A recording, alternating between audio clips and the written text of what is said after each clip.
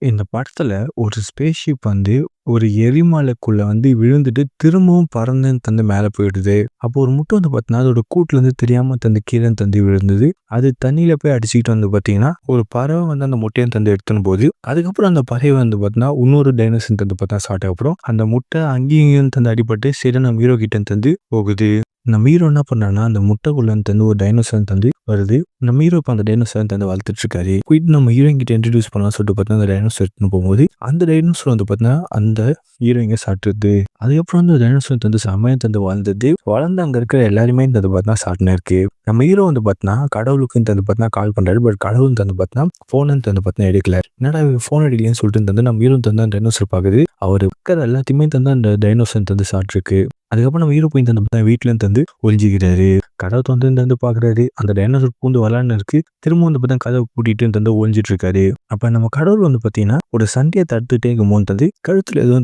படுற மாதிரி இருக்கு. ஐயோ ச்சே அப்படி சொல்லிட்டு தட்டி விட்டு அவரோட கம்ப்யூட்டர் பாக்குறாரு. பார்த்தா அங்க இருக்கிறது எல்லாமே பார்த்தா வித்தியாசமா ஆகிருக்கு. அங்க இருக்கிற அந்த சுப்பிடன் திட்டிட்டு அவர் போய் பார்த்தா அந்த கேமே ரிஸ்டார்ட் பண்றாரு. திரும்ப பார்த்தா மக்கள் போறாரு. டைனோசர் போட்டு திரும்பவும் அந்த கேமை ஸ்டார்ட் பண்றாரு.